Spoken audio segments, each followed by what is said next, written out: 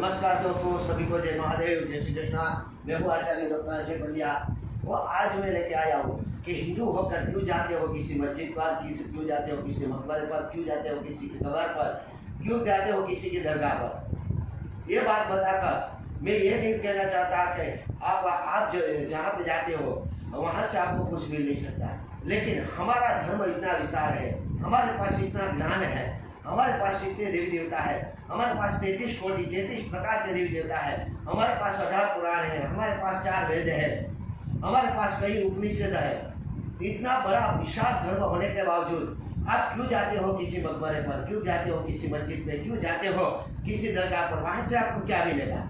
कभी आपने किसी मुस्लिम को कोई मंदिर में आते हुए देखा है? नहीं देखा है। मैंने तो अपनी 40 साल की उम्र में नहीं देखा है। मैं उसको ही सही मानता हूँ, क्योंकि वो गलत नहीं है। अल्लाह के पास बहुत कुछ है, लेकिन उसको देने के लिए उसके बच्चे बहुत हैं, करोड़ों में उसकी संख्या है। अल्लाह उनको पहले देगा या आपको देगा? ये बात आपको सोचनी चाहिए। मैं कई बार आपको समझाने का प्रयत्न कर चुका हूँ, मेरे यज्ञ में प्रयत्न कर चुका हूँ, मेरी कथा में बता रहा हूँ कि जिसके पास जो है उसी के पास जाना चाहिए। अगर एग्जाम्पल के तौर पे हम देखें कि हम बीमार हुए तो हमें अस्पताल जाना चाहिए, ना कि पुलिस स्टेशन। अगर हमारे किसी के साथ झगड़ा हो रहा है और फरियाद करनी है तो हमें पुलिस स्टेशन जाना है, ना कि अस्पताल। तो इसी तरह जिसके पास से जो मिलेगा उसी के पास आप कर्म के आधार पर लेने जाएंगे तभी मिलेगा।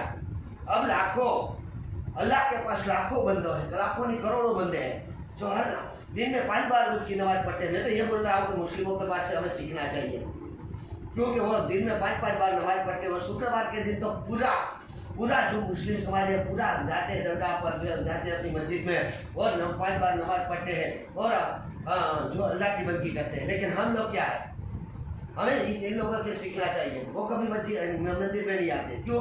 क्योंकि उसे पता है कि हम इतने लोग हैं जो देवी देवताओं के पास लेने वाले, इतनी बड़ी लाइन है।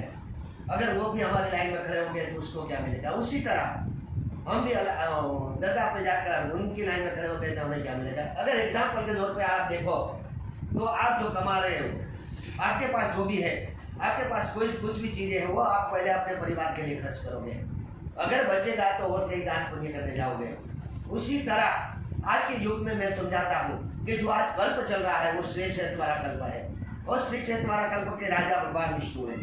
भगवान विष्णु ने जो देवी देवताओं को जो अधिकार दिया है, जैसे क्या आप समझ सको उसी तरह हमारे यहाँ कोई मंगल कार्य है तो हम उसमें कोई विघ्न ना आए इसलिए हम गणपति को याद करते हैं। अगर हम कहाँ से पसार हो रहे हैं और हमें भूत प्रेत या पिशाच से कुछ भी डर लग रहा है तो हनुमान जी को याद कर रहे हैं। उसी तरह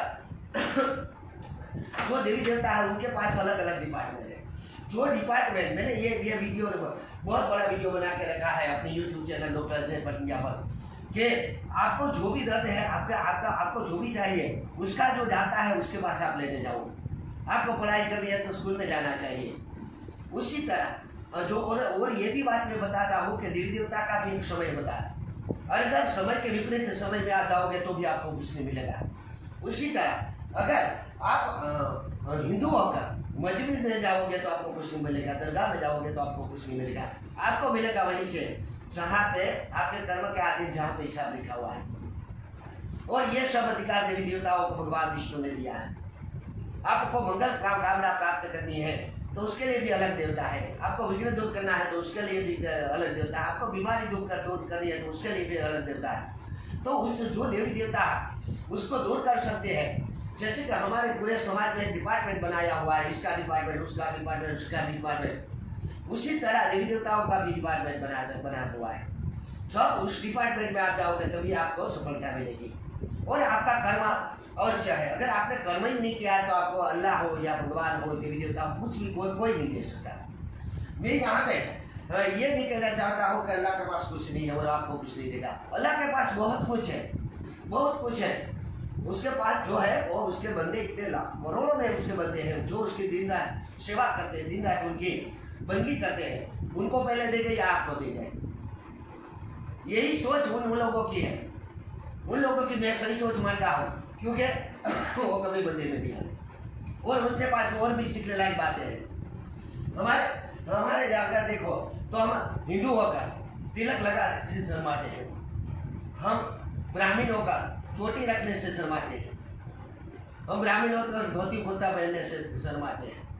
अरे यहाँ तक कि हिंदू धर्म की औरतें साड़ी पहनने से लज्जा महसूस करती है, वो सिंदूर नहीं लगाती, और ये आजकल के बच्चे कभी तिलक लगा कर नहीं जाते। तो ये सब हमारे लिए शर्म की बात है। हमारे मंदिर में जाओ तो पूरे इलेक्ट्रिक घंटे लगाने पड़ते हैं। क्यों? क्योंकि हमारे पास समय नहीं है। जिसने हमें जन्म दिया है, जिसने हमें सम्मान दिया है समाज में, जो हमें इंसान बनाया है, उस इंसान को बनाने वाले भगवान के लिए हमारे पास समय नहीं है। आजकल इतने हमारे हिंदू धर्म के लोग इतने पछात होते जा रहे हैं कि पूरी संस्कृति को पीछे छोड़ के जा रहे हैं। इसमें कोई विधर्मियों का हाथ नहीं है, हमारा खुद का हाथ है। किसी ने बताया था कि अगर हिंदू धर्म नष्ट हो रहा है, हिंदू संस्कृति का विनाश हो रहा है, तो उसके पीछे सबसे ज़्यादा जिम्मेदार हम तो लोग हैं। क्योंकि हम अपने बच्चों को समझाते ही नहीं हैं किस तरीके से पूजा पाठ की जाती है, किस तरीके से घंट बजाया जाता है, किस तरीके से शंकानंद होता है, किस तरीके से किसी कुरान का वाचन किया जाता है, किस तरीके से मंत्रोच्चार करते हैं, किस तरीके से आरती करते हैं, किस तरीके से हमें पूजा करने के लिए हमारे इष्ट देव के पास जाना चाहिए, किस तरीके से अन्य देवी देवताओं के पास जाना चाहिए, हमने कभी सिखाया ही नहीं। बस आजकल के ज़माने में मोबाइल पकड़ा दिया, सुबह उठे मोबाइल पकड़ा दिया। आज के बच्चे तो बिल्कुल, मेरे तो बच्चों पर PhD भी कर रखा है। और जो आज शारीरिक फिटनेस घट रही है और मानसिक विकास की तुलना में हो रही, लेकिन बच्चे में संस्कृति का पूरा अभाव होने जा रहा है। अब हिंदू संस्कृति को बचाने के लिए आप लोगों को आगे आना पड़ेगा। किसी ने मुझे प्रश्न किया कि हिंदू संस्कृति को कैसे बचाया जाए। पहली शुरुआत आपसे करो। हम विधर्मियों को क्यों दोष देते हो? उसका कोई दोष है ही नहीं मेरे हिसाब से।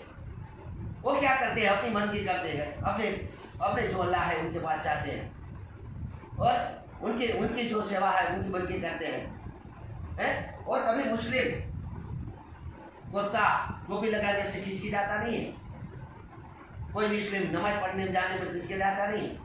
मुस्लिम औरतें कभी गुरखा पहनने से खिंच जाती नहीं है, लेकिन हमारी औरतें मंगलसूत्र में नहीं डालती, सिंदूर नहीं लगाती, हमारे बच्चे को तिलक नहीं लगा जो अच्छा लगता है। बोलते हैं, हमने कई बार बोला कि कई लोगों को क्या तिलक लगाया करो, भस्म का तिलक लगाया करो, चंदन का तिलक लगाया करो, कुमकुम का तिलक लगाया करो। तीनों में अलग अलग फर्क है, तीनों आप अपने आप को ऊंचा देती है। कुमकुम के तिलक से हमारे में पवित्रता आ जाती है, चंदन के तिलक से हमारे में जो हमारी जो इच्छा है वो पूर्ण होती है, भस्म से के तिलक से हमारी रक्षा होती है। लेकिन नहीं, हमारी संस्कृति को समझने वाला कौन है? उसके पीछे सबसे बड़े दोस्त हमारे माँ बाप है।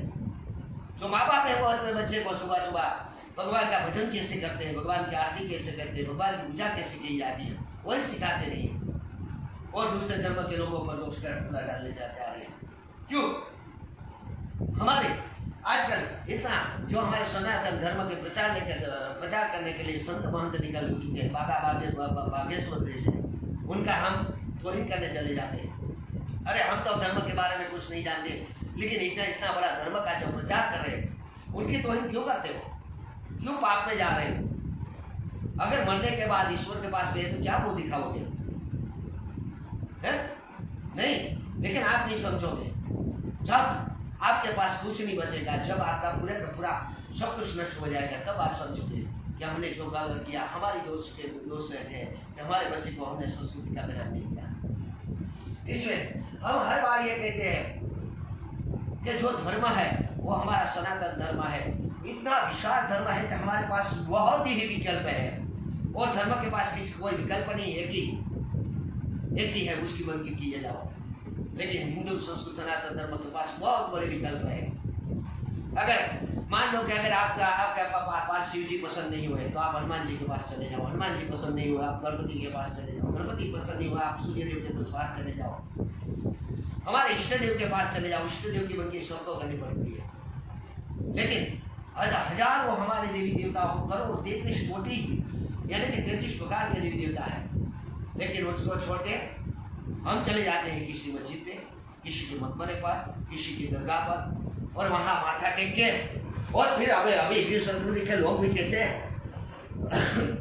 जैसे कि उसको सब कुछ मिल गया, क्या कहते हैं, और फोटो डालते, वीडियो बनाते वहाँ की दरगाह का, और वो फोटो बनाकर वीडियो बनाकर डालते, क्या क्या लिखते हैं वो तो मैं आपको बता नहीं सकता। लेकिन आपको वहाँ से कुछ नहीं मिलने वाला, अरे भाई साहब, आपके बच्चे को अगर आप नहीं दे सकते हो तो दूसरे के बच्चों को कहाँ से देने जाओगे? यही बात सोचनी है।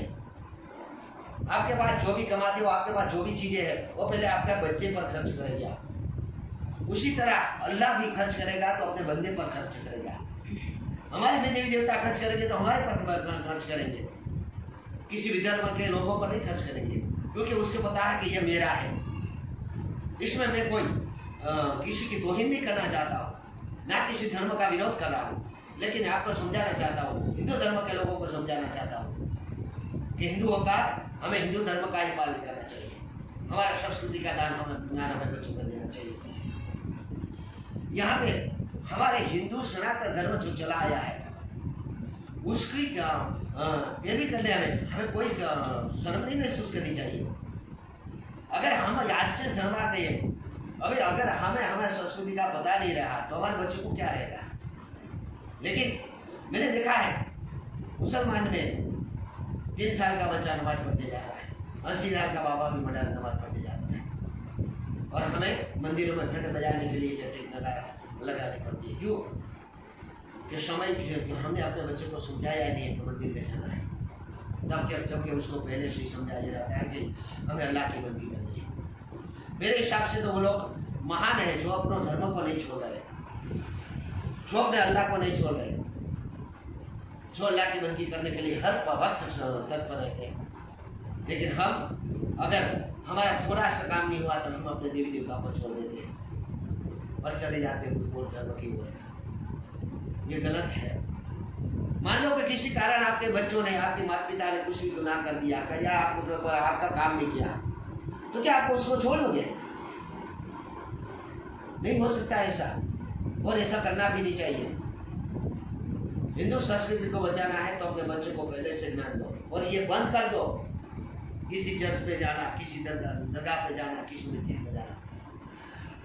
हर दिन अपने मंदिर में जाओ, अपने कुलदेवी का दीप जलाओ, अपने इष्ट देव के पास जाओ, महादेव के पास जाओ, हनुमान मंदिर में जाओ, उनसे आपको बहुत कुछ मिलेगा, ना ही इन दरगाहों से, क्योंकि वहाँ पे बहुत बड़ी लाइन खड़ी है करोड़ों में, उनके बंदे करोड़ों है।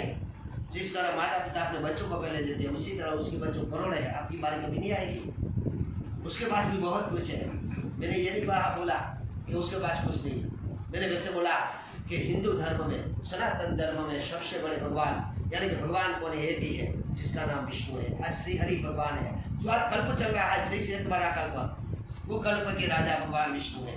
भगवान विष्णु ने जो भी डिपार्टमेंट जिस देवी देवता को दिया है, उसी तरह उस हिसाब से वो जो उसकी पूजा करता है, उनसे बात से वो मिलता है। इसलिए आप हरि के गुणगान गाओ, माता लक्ष्मी, माता सरस्वती, महाकाली के गुणगान गाओ, ना ही किसी के और धर्म के पूजा पाठ करने के लिए जाओ।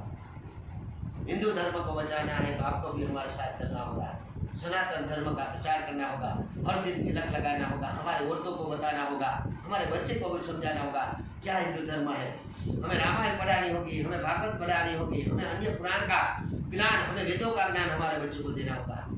और अगर हमने ये नहीं किया तो हमारे संस्कृति के विनाश का कारण सबसे पहले हम होंगे, और उसमें भी सबसे पहले हम पंडित होंगे, क्योंकि पंडित भी आजकल अपना धर्म भूल गए हैं और वो लोग के पास से कैसे पैसे निकाले जाते हैं वही सोच रहे हैं। ये हमारी सबसे बड़ी मूर्खाई है, क्योंकि अगर हमारा धर्म नहीं बचेगा हम कैसे बचेंगे? इसलिए आप सबको नम्र गुजारिश है, नम्र विनती है कि आप प्लीज़ मेहरबानी करके मंदिर में जाओ। शर्म आती है मुझे ऐसे वीडियो और फोटो डालते हो, किसी दरगाह पर जाकर किसी की चादर चढ़ाते हुए।